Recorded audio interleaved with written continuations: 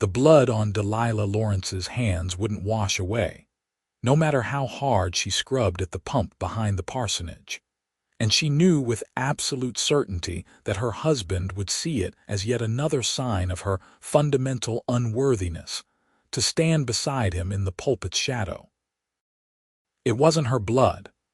It belonged to Martha Chen, the Chinese laundress who lived on the edge of Ellsworth, Kansas, in a shanty the respectable folks pretended didn't exist.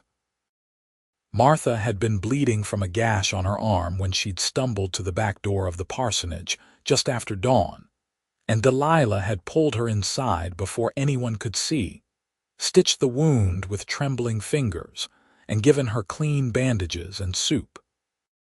But Martha's blood had soaked through Delilah's dress, stained her hands, and now as she stood at the pump in the harsh July sun of 1878, she could hear her husband's voice drifting from the church where he practiced his Sunday sermon. Reverend Nathaniel Lawrence had a voice that could make sinners weep and the righteous swell with pride. It was that voice that had convinced Delilah's father to give his blessing to their marriage 3 years ago, when she was barely 18, and still believed that devotion and good works could make her into the woman a preacher needed. She'd been wrong about so many things back then. "You're staining the water," a low voice said behind her, and Delilah jumped, spinning around to find a man leaning against the fence that separated the parsonage from the dusty street. He was tall and lean, with sun-darkened skin and eyes the color of creek water in summer. His hat was pushed back on his head, revealing dark hair that needed cutting, and he wore the practical clothes of a working cowboy, dust and travel, marks on every inch of him. "I didn't hear you approach," Delilah said, her voice sharper than she intended. She thrust her hands behind her back, though the blood was mostly gone now, just faint pink stains under her fingernails. "Didn't mean to startle you, madam. I'm looking for the preacher." The cowboy's gaze moved from her face to her hands and back again, but his expression remained neutral, almost gentle. "My name's Jacob Quinn. I've got business with Reverend Lawrence. He's in the church." Delilah gestured toward the white clapboard building that dominated the center of Ellsworth. "Practicing his sermon. He doesn't like to be disturbed. I can wait." Jacob Quinn made no move to leave the fence. Instead, he pulled out a canteen and took a long drink, his eyes never leaving her face. "You all right, madam? You look like you've seen some trouble." "I'm perfectly fine." The words came out automatically, the same words she'd been saying for 3 years whenever anyone asked. She turned back to the pump, suddenly desperate to be away from those observant eyes. "You should go around to the front of the church if you want to speak with my husband." "Your husband?" Something in his tone made her pause. "You're the preacher's wife, then?" "Mrs. Lawrence, yes." She pumped more water, though her hands were clean now just to have something to do. "If you'll excuse me, I have work to attend to." "That woman who came to your door this morning, she going to be all right?" Delilah's hand stilled on the pump handle. She turned slowly, her heart suddenly racing. "I don't know what you're talking about." "The Chinese woman. I saw her come to your back door near dawn. Saw her leave about an hour later, bandaged up and walking straighter." Jacob's expression hadn't changed, but there was something in his eyes now, something that might have been approval. "I was bedding down in the livery across the way, couldn't sleep, saw the whole thing." "Are you going to tell my husband?" The question escaped before Delilah could stop it, and she hated the fear in her own voice. "Why would I do that?" Jacob pushed off from the fence and took a few steps closer, though he kept a respectful distance. "Seems to me you did a good thing, helping someone who needed it. My husband believes that charity should be dispensed through proper channels. The church has funds for the deserving poor." Delilah heard herself parroting Nathaniel's words and felt sick. "He says that some people bring their troubles on themselves, and that helping them only encourages vice and moral weakness." "And what do you believe, Mrs. Lawrence?" No one had asked her that question in longer than she could remember. Nathaniel told her what to believe. The church ladies told her what was proper. Her father's letters reminded her of her duty. But what did she believe? She looked down at her hands, at the faint pink traces of Martha Chen's blood still visible under her nails, and felt something crack open inside her chest. "I believe that woman was hurt and needed help, and I'm glad I was there to give it." The words came out fierce and low, and saying them felt like the first honest thing she'd done in months. "I believe that calling someone undeserving doesn't make their pain any less real." Jacob Quinn smiled then, a slow spread of warmth across his weathered face that made him suddenly, startlingly handsome. "Then you're a better Christian than most of the folks who fill that church on Sundays, Mrs. Lawrence." Before Delilah could respond, the church door banged open and Nathaniel emerged, his black coat immaculate despite the heat, his pale face set in lines of perpetual disappointment. He caught sight of Delilah and the cowboy, and his expression hardened further. "Delilah, get inside. It's unseemly for you to be standing about in the yard talking to strange men." He turned his gaze to Jacob, looking him up and down with barely concealed disdain. "If you need something, I suggest you state your business and move along. We don't encourage loitering in this part of town." "I'm Jacob Quinn. I'm here about the reward you posted for someone to track down the cattle thieves who have been hitting the ranches north of town." Jacob's voice had gone flat and professional, all the warmth leached out of it. "I've worked as a tracker and range detective. I can find your thieves." "We'll discuss it inside." Nathaniel's tone made it clear this was a dismissal for Delilah. "My wife has duties to attend to." Delilah turned toward the house, her brief moment of rebellion already fading into the familiar weight of obedience. But as she reached the back door, she heard Jacob's voice, quiet but clear in the morning air. "With respect, Reverend, seems to me your wife was doing her duty just fine when I found her. Not many folks in this town who'd take the time to help someone in need, no questions asked." Delilah didn't hear Nathaniel's response. She slipped inside the parsonage and leaned against the door, her heart hammering in her chest. No one had spoken up for her in so long that she'd forgotten what it felt like, that strange mixture of gratitude and terror that came from being seen as something other than Nathaniel's disappointing wife. The parsonage was dim and cool after the bright heat outside. Delilah moved through the familiar rooms, straightening cushions that didn't need straightening, checking the roast that was already perfectly prepared for dinner. The house was always spotless, always ready for the church ladies to drop by unannounced and inspect her housekeeping. She'd learned early in her marriage that any flaw in her domestic arrangements would be reported to Nathaniel as evidence of her general unsuitability for her role. Through the window, she could see Nathaniel and Jacob walking toward the church, her husband's stiff-backed posture radiating disapproval even from a distance.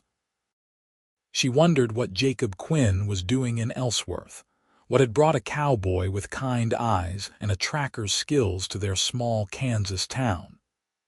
Ellsworth had grown rapidly with the cattle trade, but it was starting to settle into something more permanent, more respectable.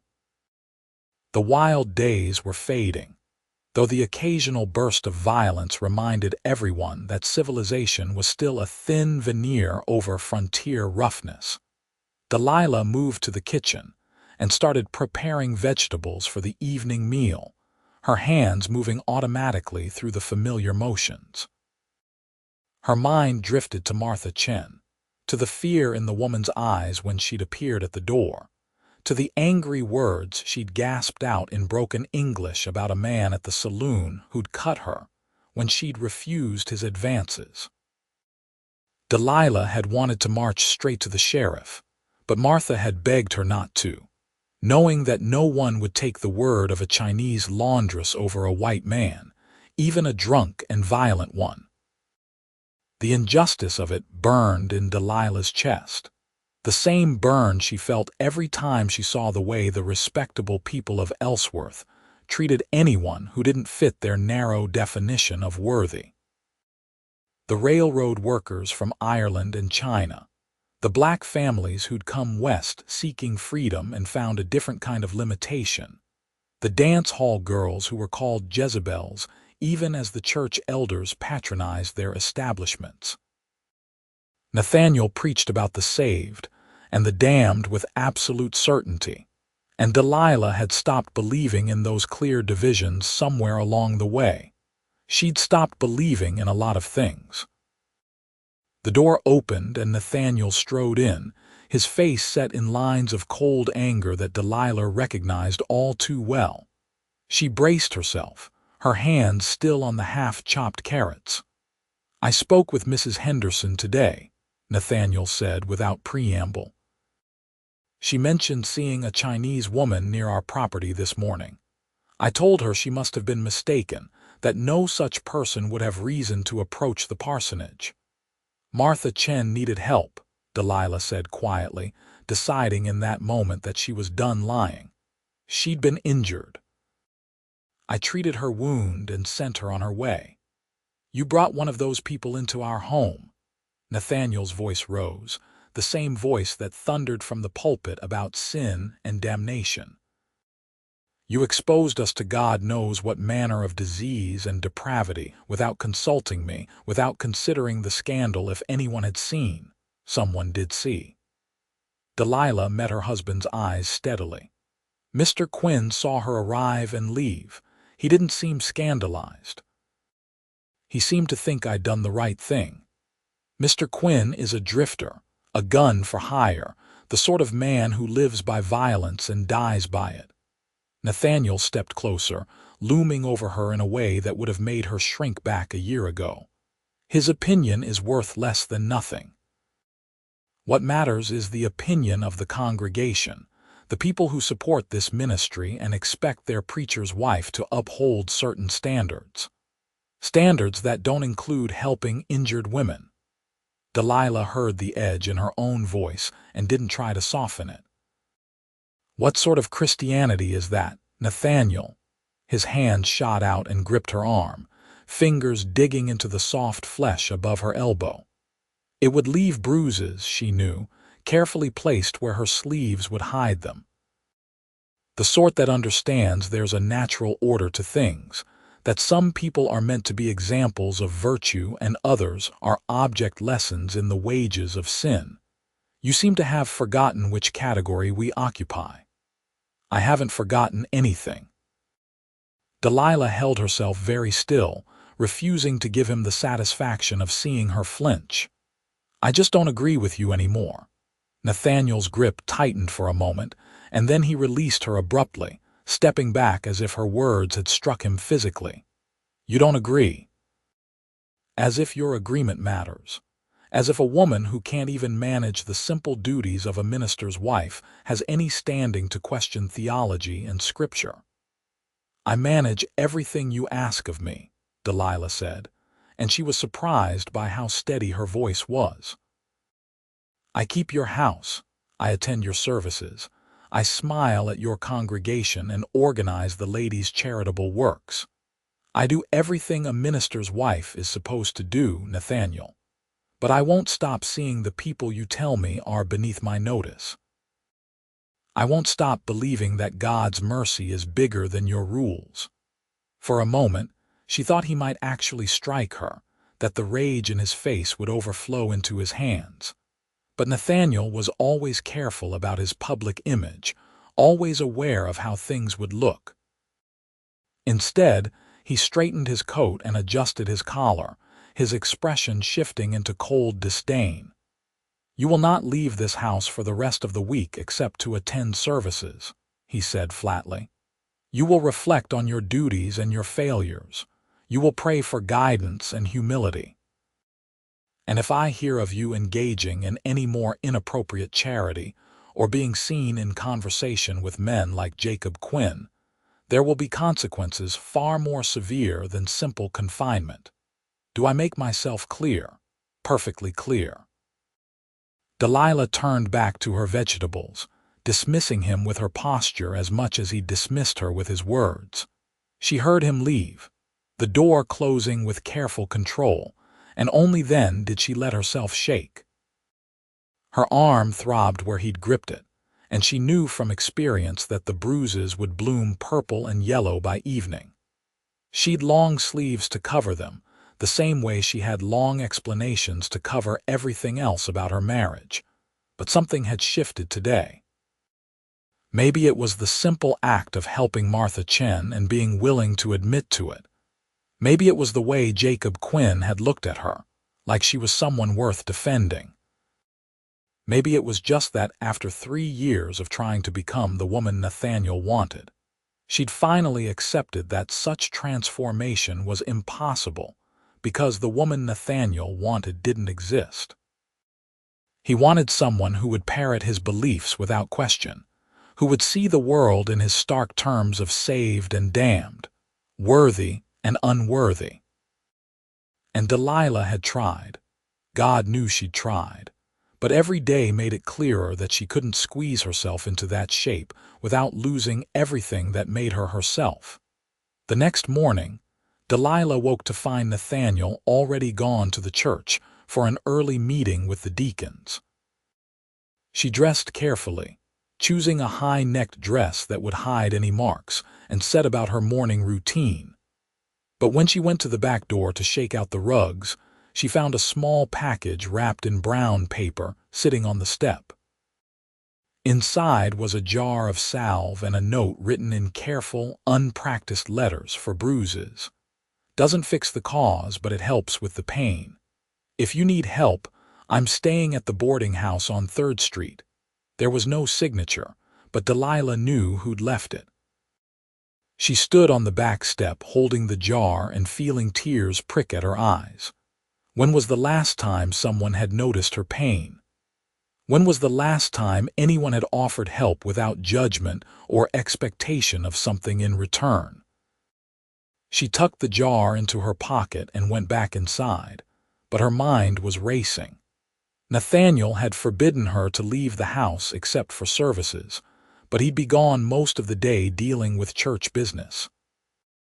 And there were things she needed to do, words she needed to say to someone who might actually listen. It was a risk. If Nathaniel found out, if one of the church ladies saw her and reported back, there would be hell to pay. But Delilah was surprised to find that she didn't care as much as she should have. The prospect of punishment had lost some of its power over her, because she was starting to realize that she was already living in a kind of prison, and the bars were made of other people's expectations and her own fear of disappointing them. She waited until mid-morning, when most of the respectable folks would be busy with their own concerns, and then slipped out the back door. The July heat hit her like a physical force, the sun blazing down on the dusty streets of Ellsworth. The town had grown from a rough cattle shipping point into something approaching civilization, but it still had that frontier quality, that sense that anything could happen and probably would. The boarding house on 3rd Street was a 2-story structure with a wide porch where several men sat smoking and playing cards. They looked up as Delilah approached, and she saw recognition and curiosity in their faces. The preacher's wife didn't usually walk through this part of town alone. "I'm looking for Jacob Quinn," she said, keeping her voice steady despite the nervous flutter in her stomach. "Room 6, upstairs," one of the men said, tipping his hat. "Want me to fetch him for you, madam?" "No, thank you, I'll find him myself." Delilah climbed the stairs before she could lose her nerve, aware of the men's eyes following her. This was going to be all over town by evening, she knew. There was no such thing as a secret in Ellsworth. She found room 6 and knocked, her heart hammering. For a moment there was no answer, and she wondered if Jacob was out, if she'd risked everything for nothing. But then the door opened and there he was, in shirt sleeves and suspenders, his hair damp like he'd just washed at the basin. Mrs. Lawrence. He didn't look surprised to see her, just stepped back and gestured for her to come inside. I hope the salve helped. I haven't tried it yet. I came to thank you for it. Delilah stepped into the small room, acutely aware of the impropriety of being alone with a man who wasn't her husband. But she was already breaking Nathaniel's rules by leaving the house, so what was one more transgression? And to thank you for what you said yesterday, to my husband. I only spoke the truth. Jacob closed the door but left it unlatched, a small concession to propriety. You helped someone who needed it. That's worth defending. My husband doesn't see it that way. He's confined me to the house for the rest of the week. Delilah found herself saying things she'd never said aloud to anyone. He says I'm not fit for society, that I don't understand my proper role. And what do you say? Jacob leaned against the wall, giving her space, his creek-water eyes steady on her face. I say maybe he's right. Maybe I'm not fit for the kind of society he wants me to be part of. The words came out in a rush, bringing a strange sense of relief. I can't seem to be the woman he needs. I try, but I keep failing. I keep seeing people he wants me to ignore, feeling things he tells me are wrong to feel. I'm a terrible minister's wife. Or maybe you're just a good person trapped in a bad situation. Jacob's voice was gentle, without pity. From where I'm standing, Mrs. Lawrence, you're not the problem. The problem is a world that wants you to be less than you are. Delilah felt tears spill over and run down her cheeks, and she turned away, embarrassed by her own weakness. But Jacob was there, pressing a clean handkerchief into her hands, his presence solid and warm without being threatening. I shouldn't be here, she said, wiping at her eyes. If anyone sees, if my husband finds out, he'll make things worse. But I couldn't stay in that house another minute pretending everything was fine. Then don't pretend. Jacob moved to the window and looked out at the street. I'm not going to tell you what to do, Mrs. Lawrence. That's not my place, but I will say this. In my experience, the people who are most insistent on your unworthiness are usually the ones who need you to believe it so they can control you. Your husband telling you that you're not fit for society says more about him than it does about you. You don't know me.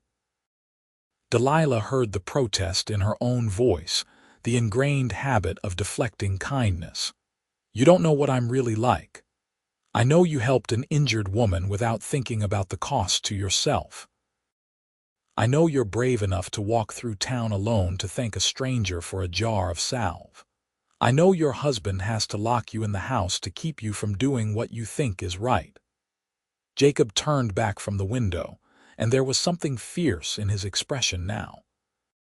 That tells me plenty, Mrs. Lawrence, and what it tells me is that you're too good for the society your husband wants to fit you into. The words hit Delilah like a physical blow, knocking loose something that had been holding her together. She'd spent 3 years being told she wasn't good enough, wasn't proper enough, wasn't sufficiently devoted to Nathaniel's vision of righteousness. And here was this cowboy, this near stranger, telling her the opposite. Telling her she was too good, not too flawed. I don't know what to do, she whispered. I'm trapped. My father would never take me back, not if I left my husband. The church would condemn me. I'd be ruined, cast out. And for what? To end up alone and destitute, dependent on charity. You wouldn't be alone. Jacob's voice was quiet but certain. I know we just met, Mrs. Lawrence. I know I've got no right to say any of this. But I've been drifting for a long time, doing jobs that needed doing, never staying anywhere long. And then I came to Ellsworth and saw you at that pump, trying to wash away evidence of your own kindness, and something in me just stopped moving. Something said to stay. You don't mean that. Delilah's voice shook. You can't mean that. I'm not asking you for anything, Jacob said quickly. I'm not asking you to leave your husband or run away with me or any of that.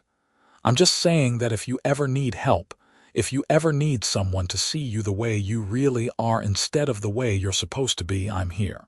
That's all. Just here." Delilah looked at him, really looked at him, and saw something in his face that made her chest ache. Sincerity, warmth, a kind of steady devotion that was nothing like Nathaniel's cold demands for obedience. This was a man who saw her, truly saw her, and liked what he saw. It was terrifying and wonderful in equal measure. "I should go," she said, though she didn't move toward the door. "This is already too dangerous, too improper." "Probably." Jacob smiled slightly, "but I'm glad you came anyway." Delilah did leave then, slipping out of the boarding house and back through the streets of Ellsworth with her heart racing and her mind whirling. She made it back to the parsonage without being seen by anyone she knew, or so she hoped. But as she stepped through the back door, she found Nathaniel waiting for her in the kitchen, his face white with rage. "Where were you?" His voice was deadly quiet, more frightening than if he'd shouted. "I went for a walk. I needed air." The lie came automatically, but Delilah could see from his expression that he didn't believe it. "You went to see that cowboy. Don't bother denying it. Mrs. Henderson saw you going into the boarding house." Nathaniel advanced on her, and Delilah backed up until she hit the wall. "I give you one simple instruction, to stay in this house and reflect on your failings, and you defy me within hours. You sneak out to assignate with a hired gun, risking your reputation and mine. What do you have to say for yourself?" "I wasn't assignating with anyone. I went to thank him for his kindness." Delilah lifted her chin, refusing to cower. "And I'm not sorry I went." The slap came fast, snapping her head to the side and leaving her cheek burning. It wasn't the first time Nathaniel had struck her, but it was the first time he'd done it where it would leave a visible mark. He must be truly angry, truly scared of losing control over her. "You will be sorry," Nathaniel said, his voice still that deadly quiet.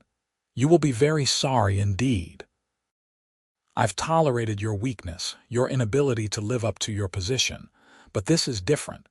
This is willful defiance, public humiliation. I won't stand for it."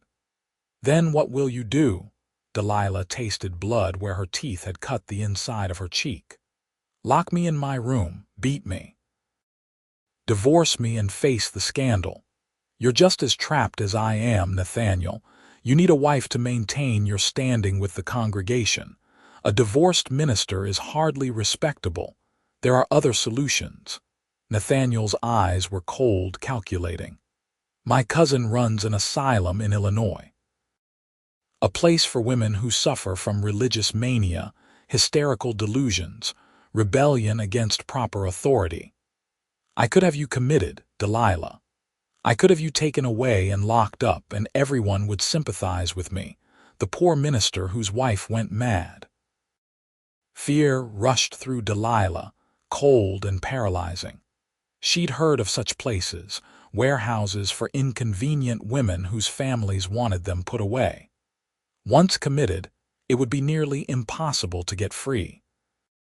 She'd be at Nathaniel's mercy for the rest of her life, or until the asylum killed her, which often amounted to the same thing. "You wouldn't," she whispered, but even as she said it, she knew he would. She could see it in his face, the relief of having found a solution to his troublesome wife. "Try me," Nathaniel smiled, a thin expression with no warmth in it. "Continue with this behavior, continue defying me and embarrassing me, and I will write to my cousin tonight. One more incident, Delilah. One more step out of line and you'll find yourself on a train east before you can blink." "Do you understand me?" Delilah nodded, not trusting her voice. Nathaniel studied her for a moment longer, then turned and left, his footsteps echoing through the house. She stood against the wall, shaking, her hand pressed to her burning cheek. This was worse than she'd imagined. She'd known Nathaniel was controlling, that he could be cruel, but she hadn't realized how far he was willing to go to maintain his power over her. She had to get out. The thought came clear and sharp through her fear. She had to leave Ellsworth, leave Nathaniel, before he could make good on his threat. But how? She had no money of her own, no family who would take her in, no skills beyond housekeeping and the kind of charitable work that respectable ladies did. Where could she possibly go? Jacob's words echoed in her mind. "If you ever need help, I'm here." But she couldn't ask him to help her run away from her husband. That would put him in danger to make him complicit in her defiance. Nathaniel would see it as theft, as kidnapping, as any number of crimes. Jacob could end up in jail or worse. She couldn't do that to him, not when he'd only shown her kindness. But what other choice did she have? Delilah moved through the rest of the day in a daze, preparing Nathaniel's meals, cleaning rooms that were already clean, trying to think of any solution that didn't end with her locked in an asylum or trapped forever in this suffocating marriage. By evening, she'd come up with nothing. She was well and truly caught, and she couldn't see any way out. That night, as she lay in the narrow bed in the room she'd occupied alone for the past year since Nathaniel had decided conjugal relations with such an unsatisfactory wife were beneath him, she heard a soft sound at her window. She froze, listening, and it came again. A pebble against glass. She crept to the window and looked down to find Jacob standing in the shadows of the yard, his face upturned. Her heart leapt and plummeted at the same time. What was he doing here? If Nathaniel woke and found him, there would be hell to pay. She opened the window carefully, wincing at every creak. "You have to leave," she whispered urgently. "If my husband finds you here, I heard what he threatened." Jacob's voice was low, carrying just far enough for her to hear. "Mrs. Henderson's been telling the whole town about your visit to the boarding house, and she mentioned your husband's cousin who runs an asylum. I'm not going to let that happen, Mrs. Lawrence. There's nothing you can do." Delilah felt tears threaten again. "There's nothing anyone can do." "He's my husband. He has all the legal rights. Then we'll leave." Jacob said it like it was simple, like there weren't 1,000 complications. "Tonight, if necessary. I've got money saved enough to get us to Denver or California or anywhere you want to go. You can start over, be whoever you want to be." "I can't ask you to do that." Delilah gripped the windowsill. "You'd be throwing away your life for someone you barely know, and he'd come after us. He'd have the law on his side." "I don't care." There was a fierceness in Jacob's voice that made her shiver. "Mrs. Lawrence, Delilah, I know it's crazy. I know we just met. But I also know that I can't stand by and let your husband destroy you. I won't. So you have a choice to make. You can stay here and hope for the best, or you can trust me and we'll leave tonight." Delilah looked down at him, this man who barely knew her but was willing to risk everything to help her. It was insane. It was improper. It would destroy her reputation forever and make her a scandal from Kansas to California. But the alternative was an asylum, or a lifetime of being ground down by Nathaniel's contempt until there was nothing left of her but a hollow shell going through the motions. "I need to think," she said finally. "Come back tomorrow night, same time. I'll have an answer then." Jacob nodded and slipped away into the shadows, and Delilah closed the window with trembling hands. She told him she needed to think, but in her heart she already knew what her answer would be. She couldn't stay. Not now, not knowing what Nathaniel was capable of. The only question was whether she had the courage to actually do what needed to be done. The next day passed in agonizing slowness. Nathaniel watched her like a hawk, suspicion in every glance. He'd sent word through the congregation that his wife was suffering from a nervous complaint and would be resting at home for the foreseeable future, which was his way of explaining why she wouldn't be seen in public with a bruise on her face. Delilah went through the motions of her duties, her mind racing with plans. She couldn't take much with her. A few changes of clothes, whatever money she could find hidden in Nathaniel's study, the small keepsakes that mattered to her. She'd have to leave behind everything else, all the trappings of her life as Mrs. Lawrence. The thought was terrifying and liberating in equal measure. When night fell, she packed a small bag and hid it under her bed. Then she waited, her nerves stretched tight, for the sound of a pebble at her window. It came just after midnight and she was ready. She dropped the bag out the window first, then climbed out herself, grateful for the trellis that gave her handholds. Jacob caught her as she reached the ground, his hands steadying her. "You're sure about this?" he asked quietly. "No." Delilah looked up at the parsonage, at the prison she'd lived in for 3 years. "But I'm doing it anyway." They moved through the dark streets of Ellsworth like ghosts, avoiding the main thoroughfares where late-night revelers might see them. Jacob had 2 horses waiting at the edge of town, saddled and ready to go.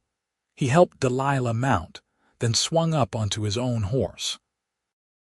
"We'll ride through the night and be across the county line by dawn," he said. "After that, we'll be harder to track." They rode out of Ellsworth at a steady pace, not so fast as to attract attention but fast enough to put distance between them and the town. Delilah didn't look back. She was afraid that if she did, she'd lose her nerve, turn around, and surrender to the familiar misery of her marriage rather than face the unknown ahead. The July night was hot and close, the stars brilliant overhead. Delilah had never ridden a horse for more than a few minutes at a time, gentle trotting around a paddock, but she gripped the reins and tried to move with the animal's rhythm. Her body would pay for this tomorrow, she knew, but tomorrow's aches were the least of her concerns. They rode for hours, through prairie grass and past dark farmhouses, following roads and then leaving them for open country. Jacob seemed to know where he was going, guiding them with a certainty that Delilah envied. She had no idea where they were, no sense of direction in the darkness. She was completely dependent on this man she barely knew, trusting him with her life and her future. As the sky began to lighten in the east, Jacob finally slowed their pace and led them to a small creek lined with cottonwood trees. "We'll rest here for a few hours," he said, dismounting and helping Delilah down. Her legs nearly buckled when she tried to stand, and he caught her, his arms strong and steady. "I'm not used to riding," she said, embarrassed by her weakness. "You did fine. Better than fine, considering." Jacob led the horses to the creek to drink, then started setting up a small camp.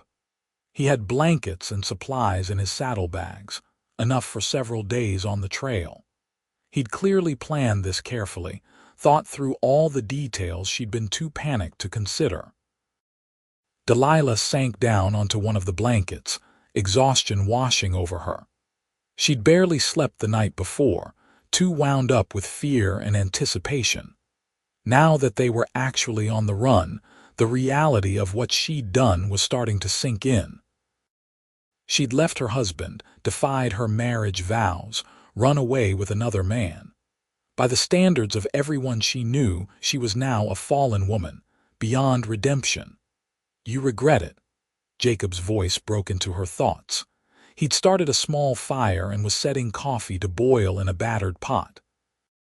"I don't know yet." Delilah wrapped her arms around her knees. "Ask me again when I'm not so tired I can barely think." Jacob smiled at that, the expression warming his face. "Fair enough. For what it's worth, I think you're incredibly brave, or incredibly stupid." Delilah accepted the cup of coffee he handed her, wrapping her hands around its warmth. The morning air was cool despite the promise of heat to come. "My husband is going to come after me. He won't let this stand. Let him come." There was something dangerous in Jacob's voice now, a reminder that he'd lived by his wits and his gun in rough country. "He'll have to go through me to get to you, and I'm not inclined to make that easy for him." I don't want you to have to fight my battles." Delilah sipped the coffee, strong and bitter and exactly what she needed. "You've already done so much. I'm not fighting your battles. I'm fighting alongside you. There's a difference." Jacob poured his own coffee and sat down across the fire from her, respecting the space between them even out here in the wilderness. "And for the record, I don't think you're stupid at all. I think you're a woman who finally had enough of being told she wasn't good enough, and you did something about it. That takes courage most folks don't have." They sat in silence for a while, drinking coffee and watching the sun rise over the prairie. It was beautiful in a stark way, all golden light and long shadows, and Delilah felt something loosen in her chest. For the first time in 3 years, she could breathe without feeling the weight of expectations pressing down on her. "Where are we going?" she asked finally. "I was thinking Denver, if that suits you. It's a big city, easy to disappear into. You could find work, start fresh. Or if you'd rather head to California, we could do that too. Whatever you want, Delilah." The sound of her name on his lips without the formal Mrs. Lawrence sent a strange thrill through her. It was improper, intimate, exactly the sort of thing Nathaniel would have condemned. And it felt wonderful. "Denver sounds good," she said. "I've never seen mountains. There's something else." Jacob's eyes were distant, remembering. "Make you feel small in a good way, like you're part of something bigger than yourself."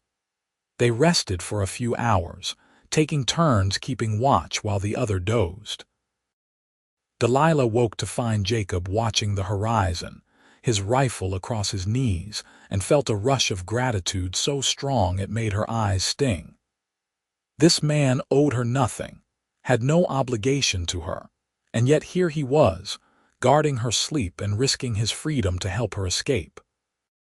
They rode on through the heat of the day, stopping only briefly to rest the horses and eat some of the dried beef and hard biscuits Jacob had packed.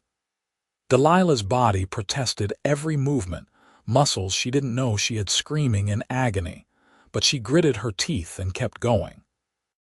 Complaining wouldn't help, and she refused to be a burden. By evening, they'd covered what Jacob estimated was nearly 50 miles. "We'll make camp properly tonight," he said, leading them into a small grove of trees near another creek. "Get a fire going, have a real meal. You've earned it." While Jacob tended the horses and set up camp, Delilah went down to the creek to wash the dust from her face and hands. The water was cool and clear, and she splashed it over her skin, feeling the grit of travel sluice away. When she looked at her reflection in the water, she barely recognized herself. Her hair had come loose from its pins, her dress was dusty and wrinkled, and her face was sunburned. She looked nothing like the proper minister's wife who'd left Ellsworth. She looked free. Back at the camp, Jacob had gotten a fire going and was cooking beans and bacon in a skillet. The smell made Delilah's stomach growl, reminding her that she'd barely eaten all day.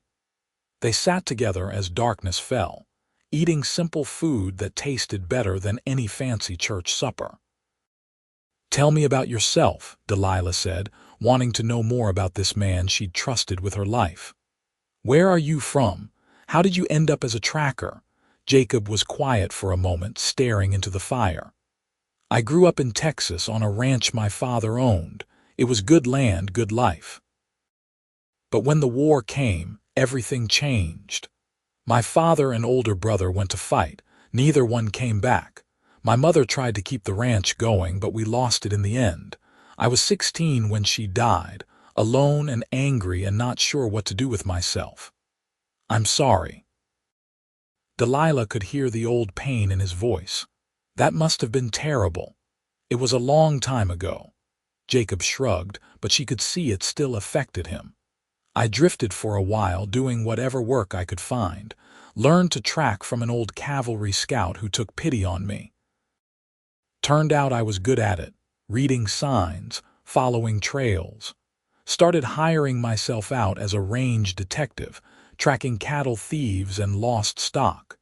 It's honest work mostly, though it can get rough sometimes.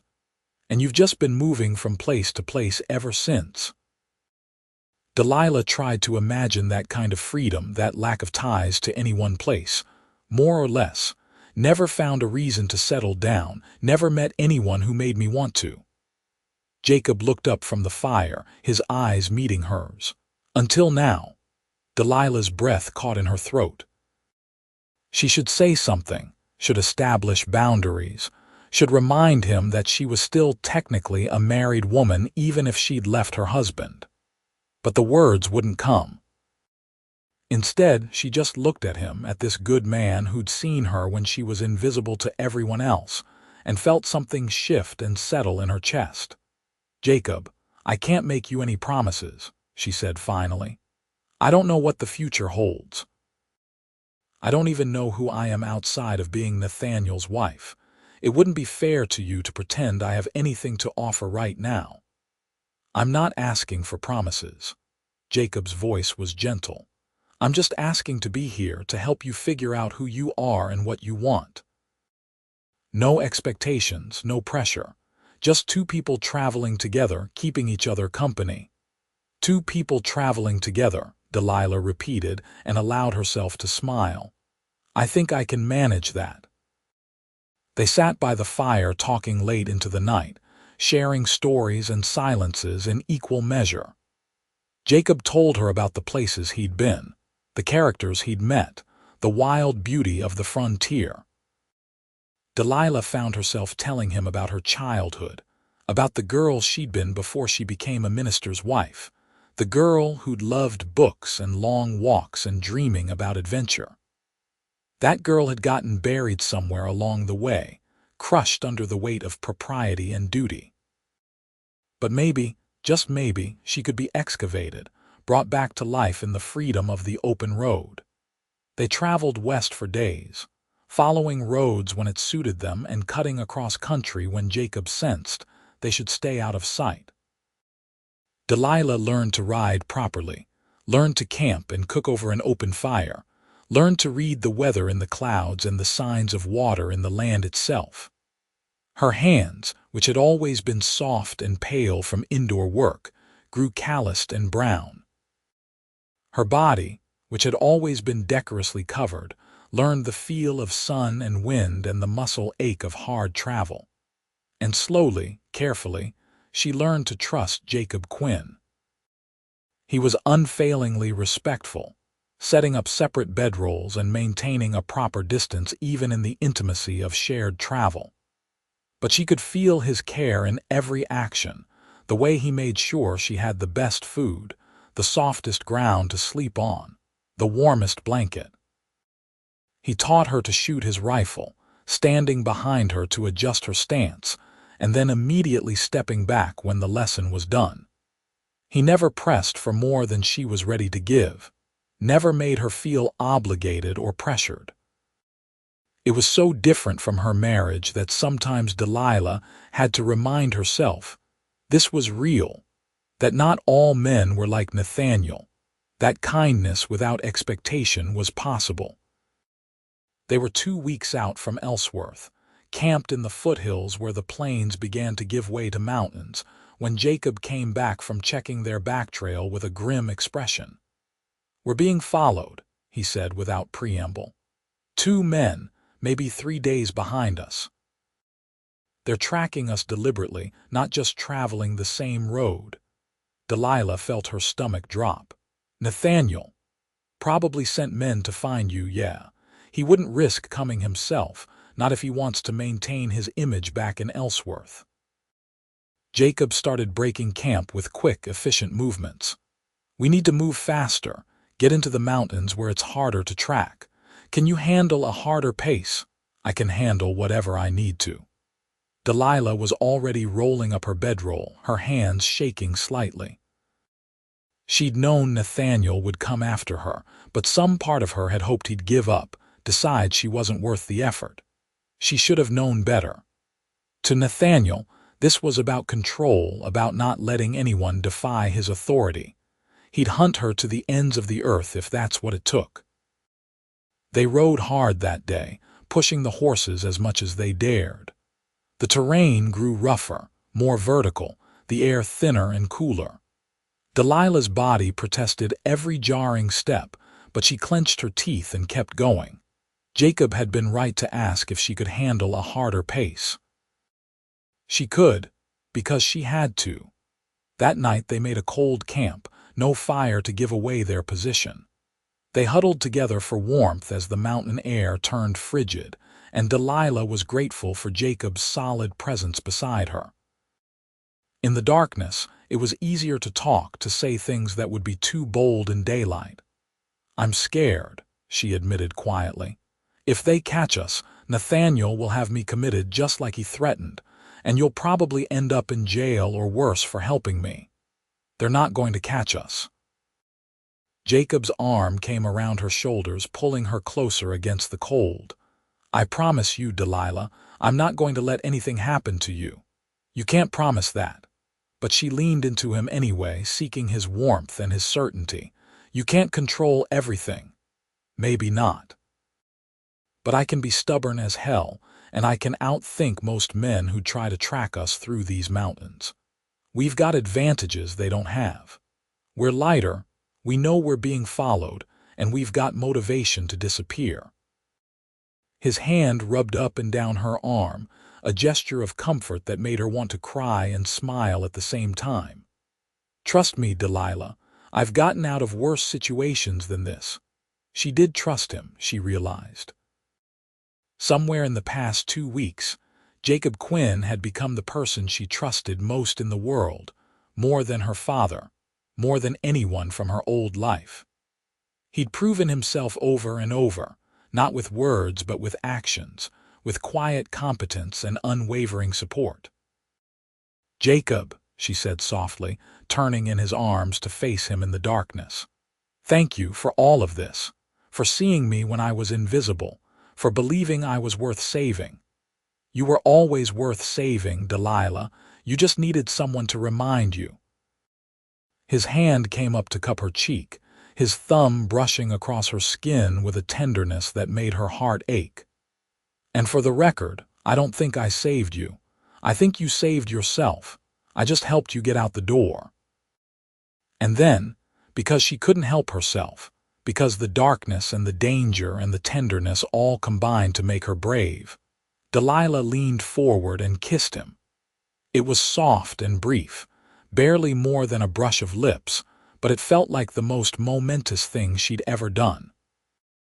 Jacob went very still, and for a terrible moment Delilah thought she'd made a mistake, pushed too far too fast. But then his hand slid into her hair and he kissed her back, slow and sweet and careful, like she was something precious he was afraid of breaking.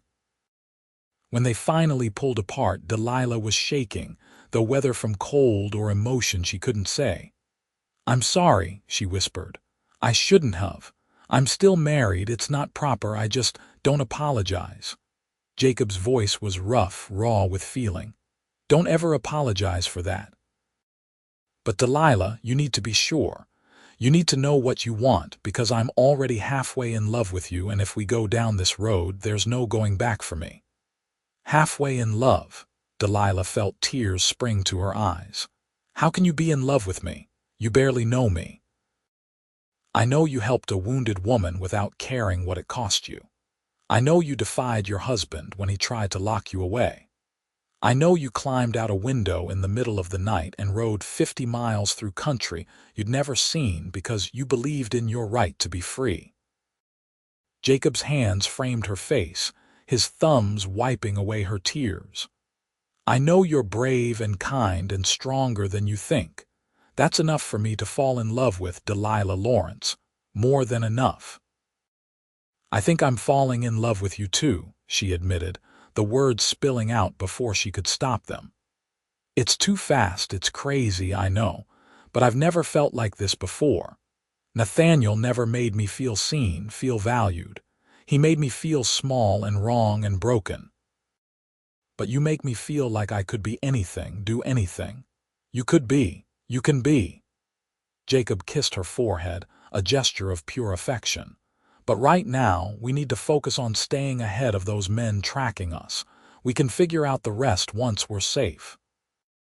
They held each other through the cold night, drawing warmth and comfort from their closeness.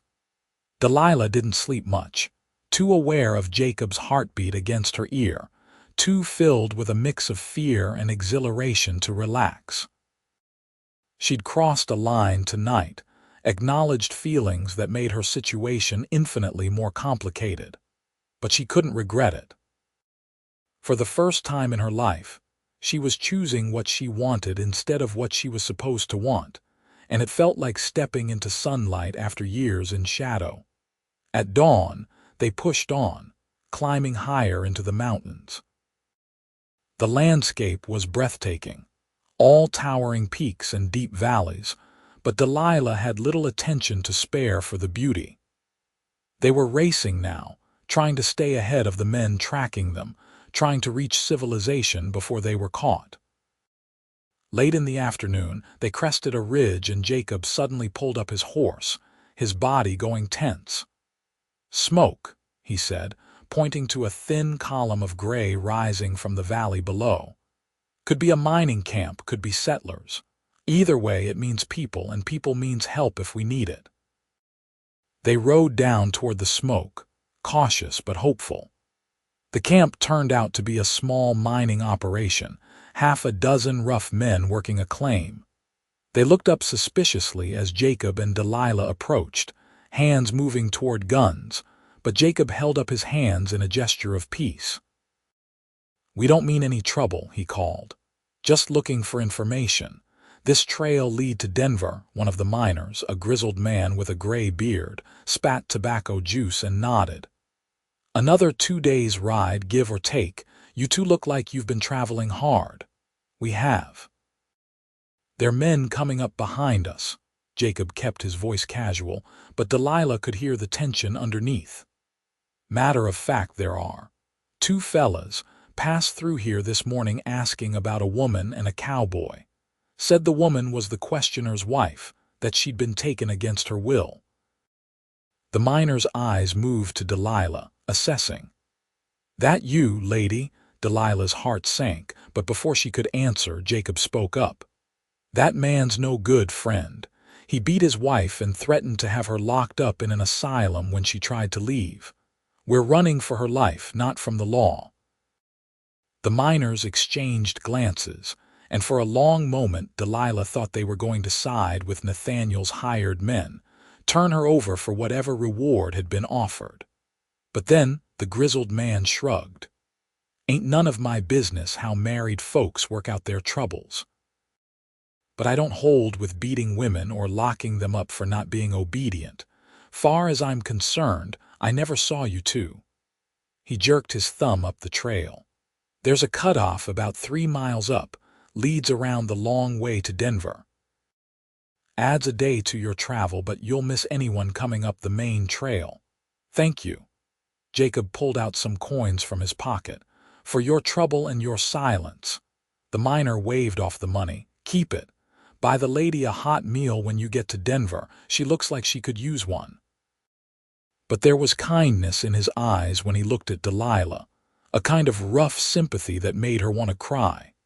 They took the cutoff, adding precious hours to their journey, but buying them the time they needed.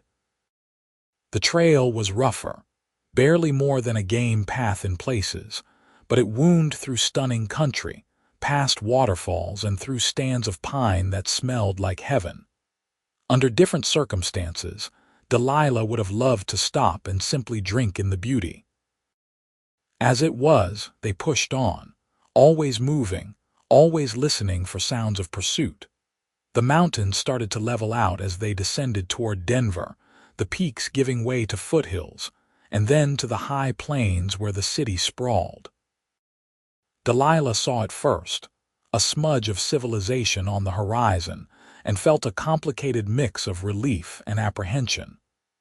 Denver meant safety, meant they could disappear into the anonymity of a growing city. But it also meant facing the reality of her situation, figuring out how to actually build a life as a runaway wife with no legal standing, and no resources beyond what Jacob could provide. They rode into Denver on a warm afternoon in early August, nearly 3 weeks after fleeing Ellsworth. The city was bustling, full of miners and merchants, cowboys and confidence men, respectable families and the disreputable element that flourished in any boom town. Delilah stared around at the chaos and noise, overwhelmed after weeks in the wilderness. Jacob led them to a modest boarding house on a quiet street, the kind of place that catered to working people and didn't ask too many questions. He paid for 2 rooms, then immediately corrected himself and paid for one, catching Delilah's eye for confirmation. She nodded, feeling her cheeks heat but not caring. They were past pretense now, past worrying about propriety. She wanted to be with Jacob, wanted to wake up next to him and fall asleep in his arms, wanted to build whatever life they could build together. The room was small but clean, with a real bed and a window that overlooked the street. Delilah sank down on the edge of the mattress, suddenly exhausted beyond bearing. The adrenaline that had kept her going for weeks drained away all at once, leaving her hollow and shaking. Jacob knelt in front of her, taking her hands. "It's going to be all right," he said quietly. "We made it. We're safe. For now."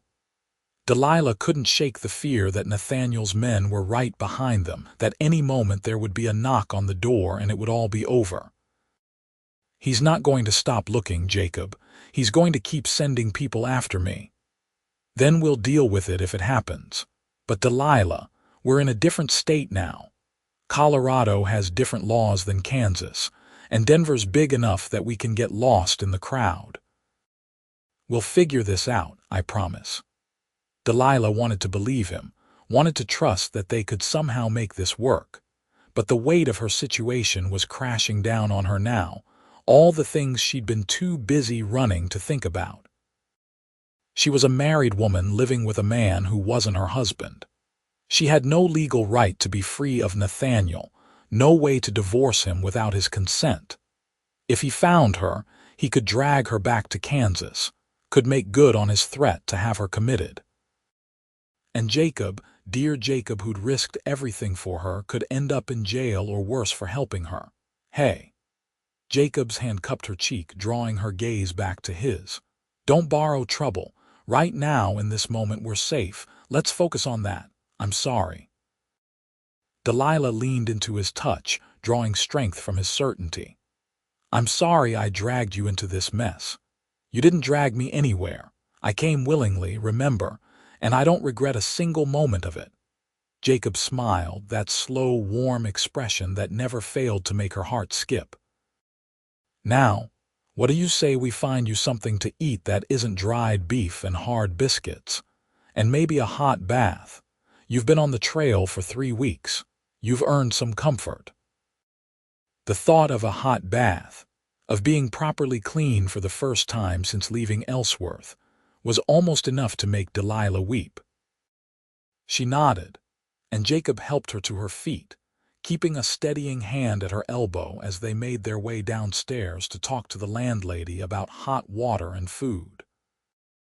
That night, after a meal of real food and a bath that felt like heaven, Delilah lay in the narrow bed with Jacob's arms around her and felt something in her chest finally unclench. They'd made it. Against all odds, despite the danger and the fear and the impossible circumstances, they'd made it to safety. It might not last, Nathaniel might still find them, but for tonight at least they were together and free. "Jacob," she whispered into the darkness, "thank you for choosing me. For seeing me as worth the risk." His arms tightened around her. "You're worth everything, Delilah, everything and more. Don't ever doubt that." She fell asleep to the sound of his heartbeat and the knowledge that, for the first time in her life, she was exactly where she wanted to be. The next few weeks were a period of adjustment and discovery. Jacob found work as a deputy with the Denver Marshal's office, his tracking skills and experience with frontier justice making him valuable, despite his lack of formal credentials. Delilah found work too, taking in sewing and laundry from the boarding house residents and nearby families. It was hard work, harder than anything she'd done as a minister's wife, but there was satisfaction in earning her own money, in being beholden to no one. They settled into a rhythm of domestic life that bore no resemblance to Delilah's marriage. Jacob treated her as a partner, asking her opinion on decisions, valuing her thoughts, splitting the household tasks with an egalitarian attitude that would have shocked the church ladies back in Ellsworth. They talked about everything and nothing, sharing stories and dreams late into the night. And slowly, carefully, they learned each other's bodies, discovering passion and tenderness in equal measure. Delilah bloomed in the freedom of her new life. The pinched, anxious woman who'd left Ellsworth transformed into someone brighter, more confident. She laughed easily, spoke her mind without fear, moved through the world like she had a right to take up space in it. Jacob watched her transformation with pride and fierce protectiveness, falling more deeply in love with her every day. But their happiness was shadowed by the knowledge that Delilah was still legally married to Nathaniel Lawrence, still vulnerable to his claims on her. They discussed it endlessly, trying to find a solution that didn't involve Delilah going back to Kansas and petitioning for divorce, which would put her right back in Nathaniel's power. Colorado had recently passed some progressive divorce laws, but they required residency and grounds that might be hard to prove from a distance.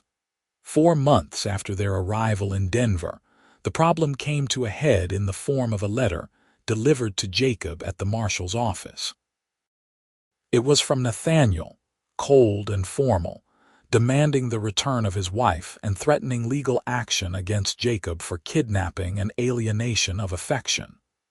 The marshal called Jacob into his office to discuss it, and Jacob came home that evening with grim determination on his face.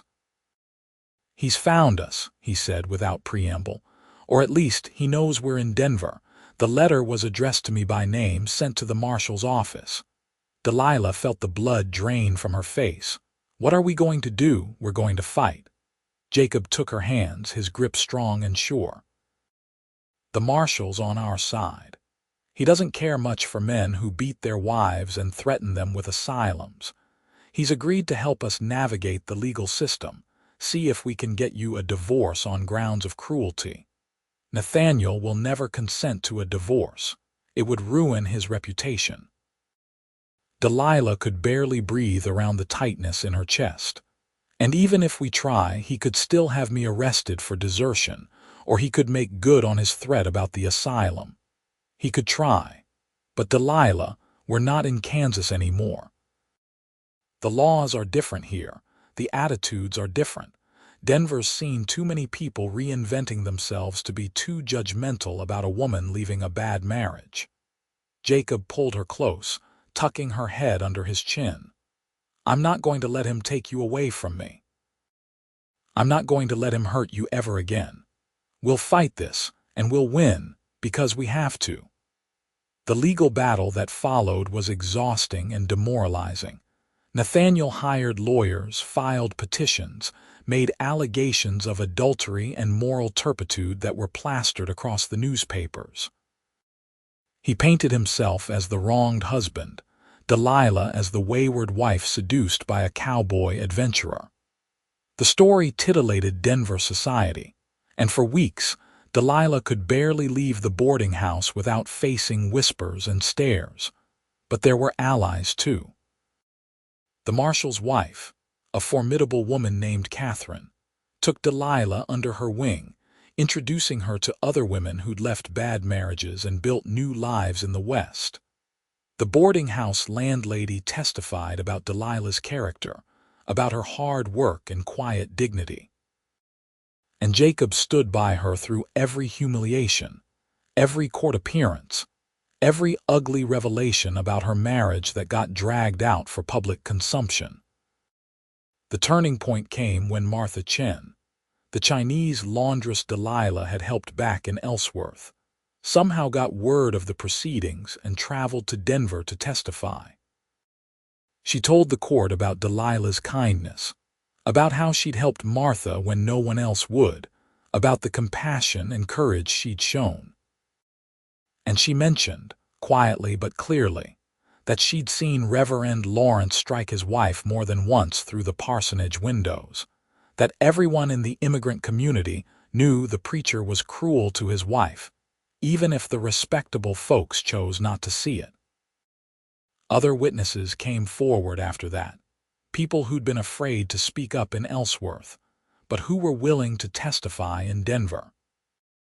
The picture that emerged was damning, a portrait of a man who preached charity but practiced cruelty, who presented a pious face to the world while terrorizing his wife in private.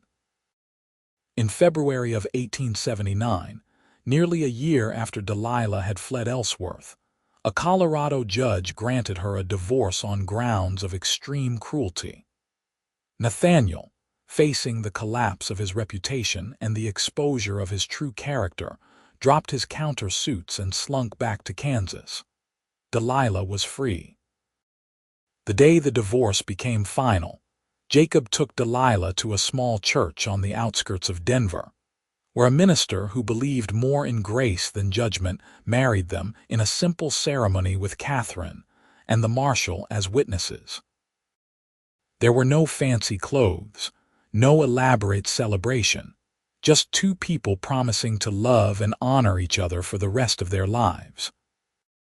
As Delilah said her vows, looking into Jacob's creek water eyes and seeing nothing but love and acceptance, she thought about the woman she'd been in Ellsworth, the woman who'd believed she wasn't fit for society.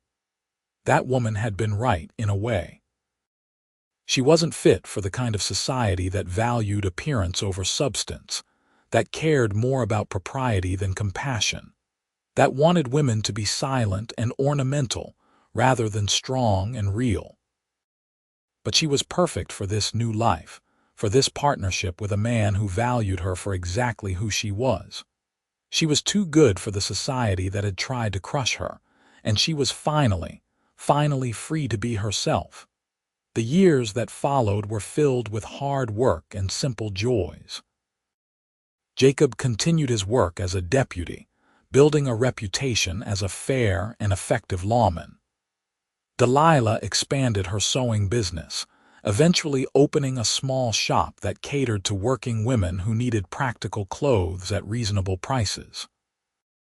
She hired other women who needed second chances, creating a small community of mutual support and respect. In the spring of 1880, Delilah discovered she was pregnant. She'd been terrified to tell Jacob, afraid he wouldn't want children, afraid of becoming trapped again by domestic obligations. But he'd swept her into his arms and spun her around, laughing with pure joy, and her fears had evaporated. Their son was born in January of 1881, a squalling red-faced baby they named James after Jacob's father. Delilah had never known that love could feel like this, fierce and protective and all-consuming. She held her son and promised him that he'd grow up knowing he was valued, that his feelings mattered, that he could be whoever he wanted to be. 2 years later, a daughter arrived, Clara, with her father's eyes and her mother's determination. And 2 years after that, another son, Samuel, who was quiet and thoughtful from the moment he entered the world. Life was chaotic with 3 small children and 2 working parents, but it was also full of laughter and love. Jacob was a devoted father, changing diapers and telling stories and teaching the children to ride as soon as they were big enough. Delilah divided her time between her shop and her family, finding a balance that worked for them even if it would have scandalized the church ladies back in Ellsworth. They heard, through occasional letters from people who'd left Kansas, that Nathaniel had eventually lost his position at the church when his treatment of Delilah became public knowledge. He'd moved east, trying to rebuild his reputation, but the scandal followed him. Delilah felt a complicated mix of satisfaction and pity when she heard the news. She'd never wanted to destroy him, but she couldn't deny a certain justice in watching him face consequences for his actions. Martha Chen became a close friend, her laundry business thriving as Denver grew. She never married, saying she'd seen enough of what men could do to women to want to risk it. But she was a beloved presence in the Quinn household, teaching the children Chinese phrases and bringing gifts on holidays. Catherine and the Marshal remained close friends too, their own children growing up alongside the Quinn kids.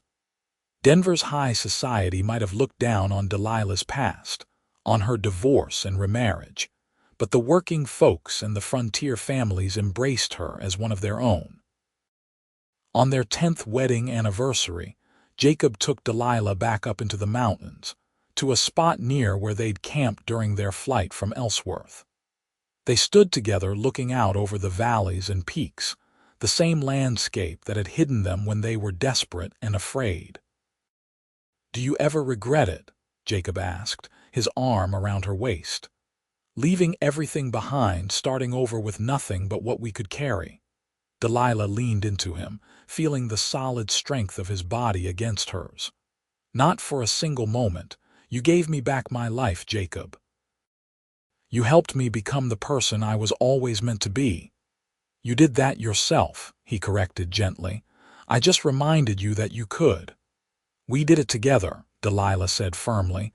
"That's how we've always done things, together." They stood in the mountain quiet, two people who'd found each other against all odds and built a life out of courage and love and stubborn determination. The preacher's wife, who wasn't fit for society, had discovered she was too good for it, and the cowboy who'd seen her worth had proven that love didn't require perfection, just honesty and respect and the willingness to fight for each other. Below them, Denver sprawled in the evening light, a city full of people reinventing themselves, seeking second chances, building new lives in the wide open spaces of the West. Somewhere in that city were their children, safe with Catherine for the night. Somewhere in that city was the shop Delilah had built with her own hands, the home they'd made together, the community that had accepted them. It wasn't the life Delilah had imagined for herself when she'd married Nathaniel Lawrence at 18, full of naive hope that devotion would be enough. It was infinitely better. It was messy and complicated and real, built on a foundation of mutual respect rather than duty, of partnership rather than submission. As the sun set over the mountains, painting the sky in shades of gold and pink and purple, Jacob pulled Delilah closer and kissed her, slow and sweet and full of promise. 10 years of marriage, 3 children, countless challenges overcome, and she still felt that flutter in her chest when he looked at her like she was the most precious thing in his world. "I love you, Delilah Quinn," he said against her lips. "Every day more than the day before." "I love you too," she whispered back. "Thank you for seeing me. Thank you for staying." "Always," he promised. "For as long as we both shall live." They made camp as the stars came out, building a fire and sitting close in the mountain darkness, talking and laughing and simply being together.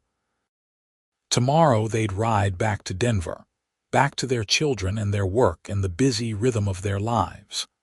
But tonight was theirs alone, a celebration of the journey that had brought them together and the love that had sustained them through everything. In the years that followed, as their children grew and Denver transformed from a rough frontier town into a proper city, Jacob and Delilah built a legacy of compassion and courage.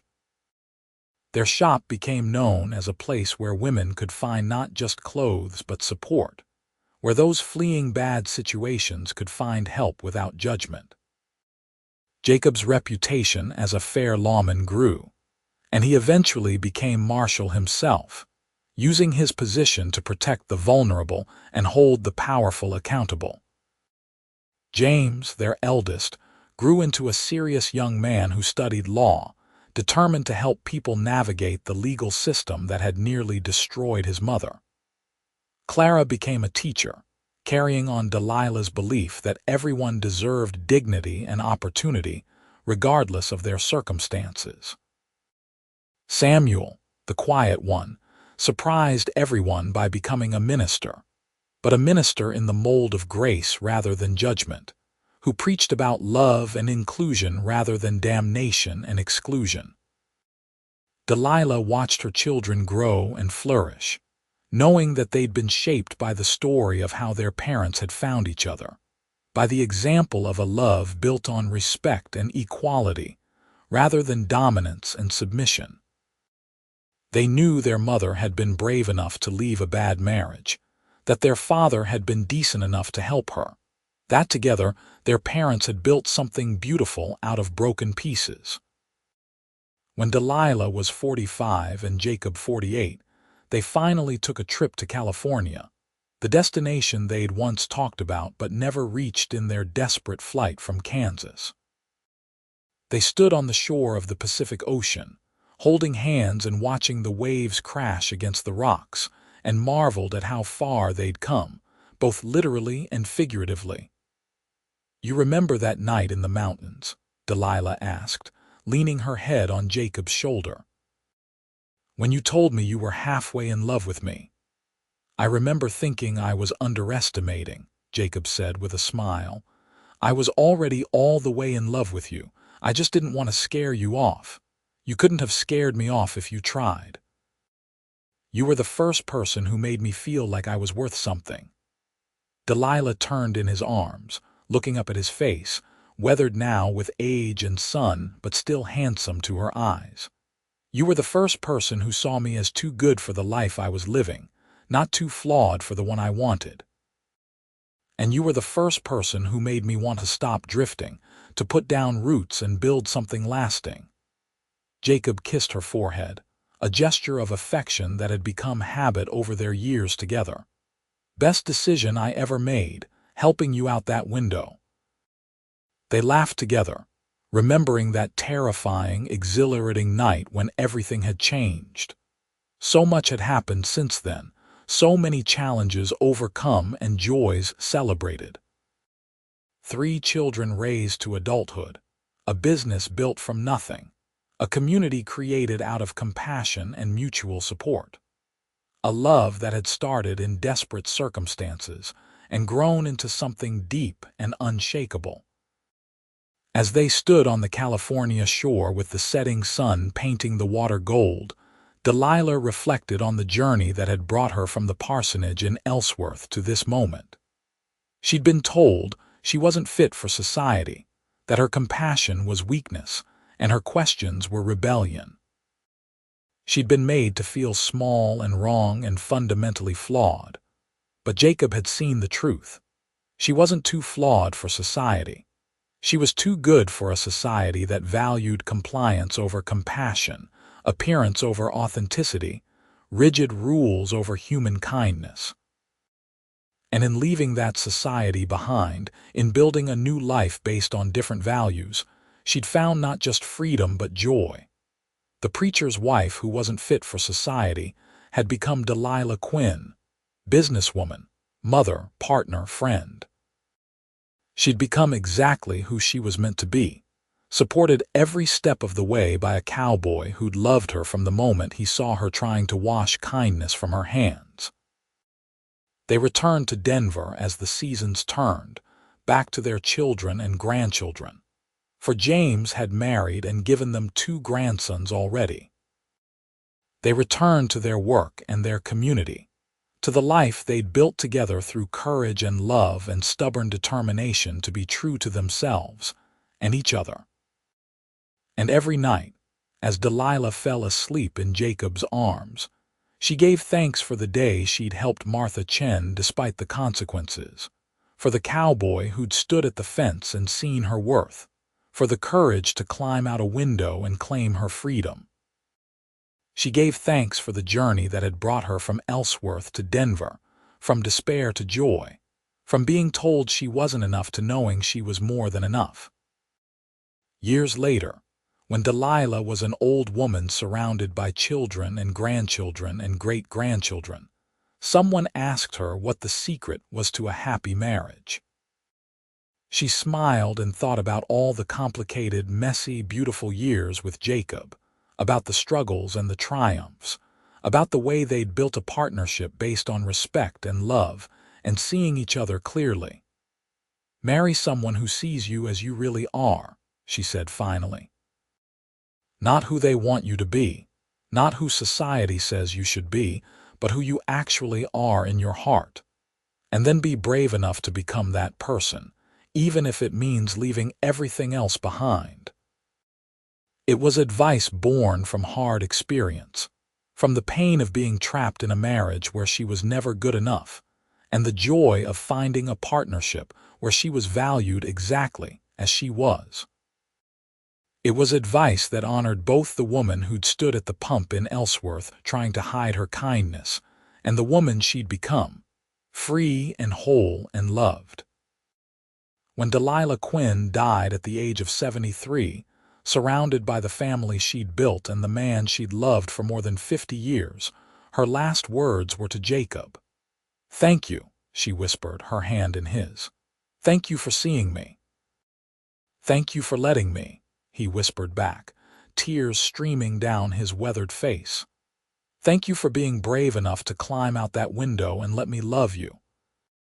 She smiled and closed her eyes, and Jacob sat with her as the sun set over the mountains they both loved, holding her hand and remembering the day he'd seen a woman at a pump and known, somehow, that his drifting days were over. Remembering the moment she'd trusted him enough to run, to risk everything for freedom. Remembering 50 years of partnership and passion, of raising children and building a life, of loving each other through everything life threw at them. The preacher's wife who wasn't fit for society and the cowboy who knew she was too good for it had found each other against all odds, and they'd built something beautiful together. Their love story became legend in Denver, passed down through generations of the family they'd created, a testament to the power of seeing someone clearly and loving them for exactly who they are. And in the end, that was the truest thing of all. Not that Delilah Lawrence wasn't fit for society, but that she was meant for something better. She was meant for a love that valued her compassion, celebrated her courage, and honored her truth.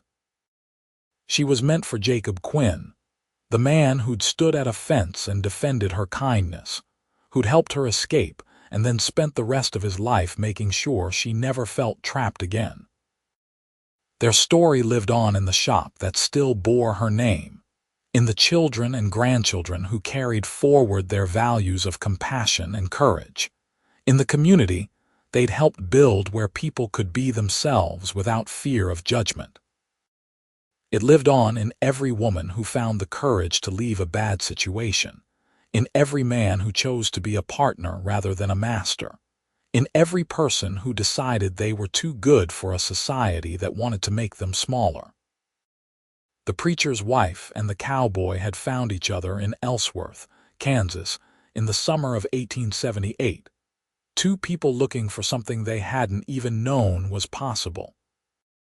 And they'd built a love story for the ages, wild and tender and true, a testament to the transformative power of being seen and valued and loved exactly as you are. Their graves rest side by side in a cemetery in Denver, overlooking the mountains where they'd once hidden as fugitives and later returned as partners celebrating their anniversary. The headstone reads simply, "Delilah and Jacob Quinn, together always." But the real monument to their love isn't carved in stone. It's in the lives they touched, the family they raised, the example they set of what love could be when it was based on respect and equality and genuine seeing.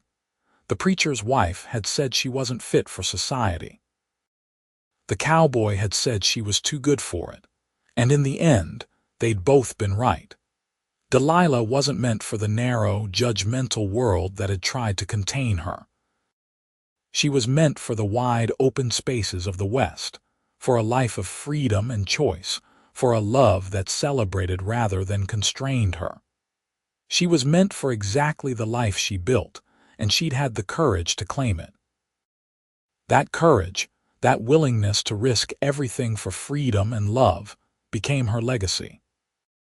And it all started with a jar of salve, a whispered promise in the darkness, and a cowboy who looked at a woman trying to hide her kindness and saw not someone too flawed for society, but someone far too good for it.